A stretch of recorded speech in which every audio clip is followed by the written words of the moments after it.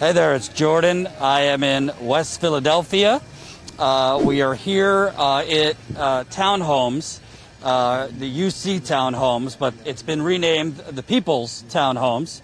And behind us, as you can see, are a couple of tents that have popped up here over the last week or so. Yes, the residents are camping out. We have some supporters camp out, but the supporters come all day and help us with donations, sitting at the front table for information, anybody to come by. But this is the residents. We're camping out because this could be us in 2 months if we don't find housing. We could be homeless. When they came that Monday morning, when they seen the encampment, they locked the office, they locked the laundry, but emails were sent out, so they had to come back and open up the laundry. But they just opened up the office on this Monday, so the office was closed for a whole week.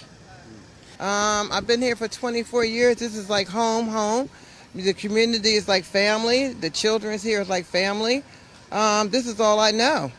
You know, my doctors are here. I shop here. The people where I shop at knows me. When I moved here, I was in my 30s. Now I'm in my 60s. So that, you know, my whole life is here. So to move and start all over, I mean, I don't mind starting all over, but where do you go from here? Because everywhere we go is where they want to build again. And then we got to move again. Build again, and we got to move again. The market of the rate of housing is not meeting the money that people are making. And if they're going to keep it in this manner, which they should not, but if they keep it in this manner, then you have to accommodate those. And a lot of Philadelphians, I say about 75% of Philadelphians cannot meet the money market, cannot meet the money market of house. And people need assistance, and then assistance is getting thin because landlords are not accepting vouchers and that sort of thing. So that's starting to become minimized as well, because that was used as the base to help people who couldn't meet the housing market. Now that's being minimized because landlords don't want to accept now, because everybody is all about the almighty dollar. And this where this type of thinking has to end, because it's hurting the whole economy as a whole, because you're taking from people that don't have a lot. You have inflation now.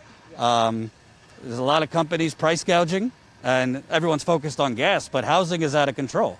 I mean, 30% increases, 40% increases. Can you kind of just talk about how do working people survive if all these costs are skyrocketing? A lot of these costs have been going up for years. Right. It's hard because you're budgeting how you work, how you pay, how you going to pay rent. Then it comes in with the gas. So how much I'm gonna have for gas? It's really frustrating that everything is going up and everybody's like turning a blind eye to it. Like, if you can survive, you can survive. If you can't, it's not sure what we're going to do.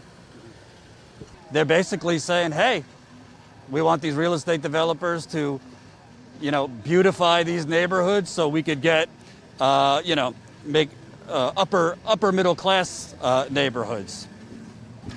And that's why the people are out here. Like, no, you're just not going to sweep us out from everything that we've known and everything that we built. Because see, that again, they're trying to pick it off what we've built.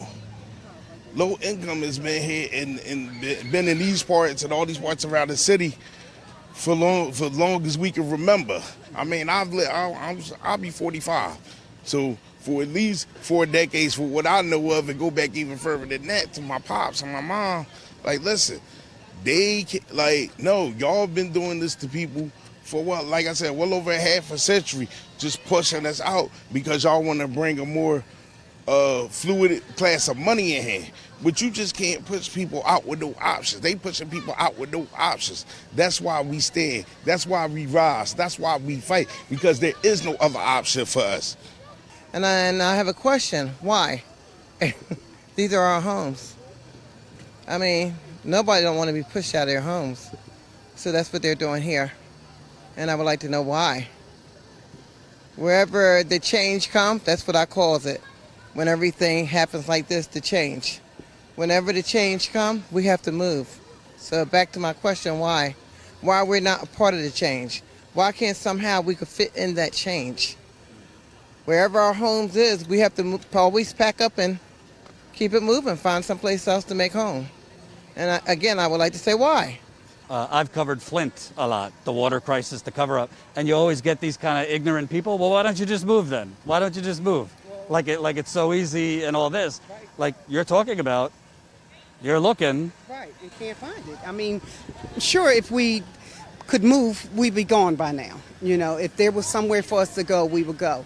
They had this on the table 10 years ago, and we could have been warned, and we weren't. And it's just 1 year plopped. We're not renewing the contract.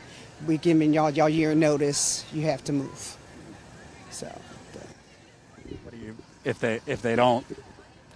they don't bend, what's someone like you to do? You got grandkids. be in a tent, I guess. You know, because where am I going to go? You know, stay in our homes until they're ready to tear it down. You know, it's not too much more to do.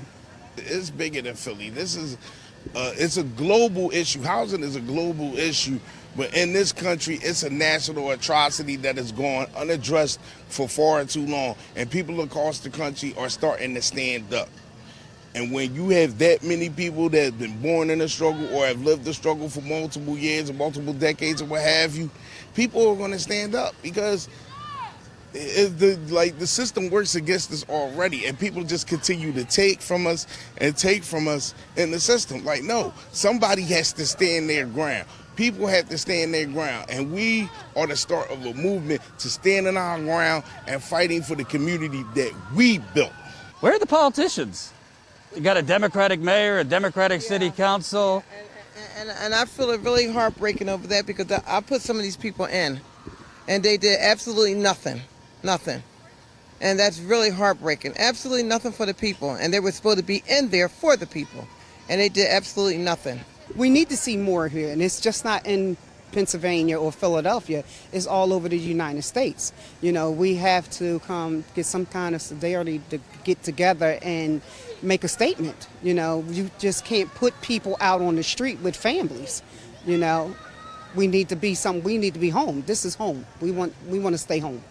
And we will not let these developers win at all costs. It's whatever it takes now. We tried to be cordial. We tried to, come to the table and find a resolution for all of us to get what we want. They didn't want to come to the table. They declared war on us by threatening to put us out and putting us on the clock. So this encampment is our basis, is our beginning basis to strike back. We're not finished with these people yet, because they need to know that we stand in our ground and we bringing the fight to them. There's no democracy. It needs to be written all over. There's none. Because the democracy doesn't meet for the people at all. It's for the big business people and everybody that's just come in and bulldozer people out, because it's not for the people. That needs to be written all over again. It needs to start from scratch and start from the beginning, because it's not meeting the people's needs, democracy. So I don't even like to talk on that issue because it's none. It's none. It doesn't apply to me at all. So. And it needs to be thoroughly reiterated that you have to stand up, or these developers and big time city moguls will run over you. Damn that, I done worked too hard just to be where I'm at right now for anybody to run over me. You gonna run over me, you gonna get a murder charge with that. Because listen, I'm not letting nobody run on me. I'm gonna stay in my ground. I'm a 280-pound man. You wanna move me? I welcome you to try that. I welcome Preach. I welcome that. And people have come through and signed a petition. They donated equipment for us to keep this sustainable, because they want to see us bring the fight to the people that need to be brought to. City leaders, the mayor, they've done nothing.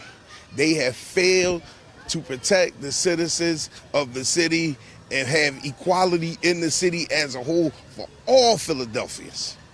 Housing is at a national crisis, and for our president, he needs to know that something needs to be done, because if something doesn't get done, the people will.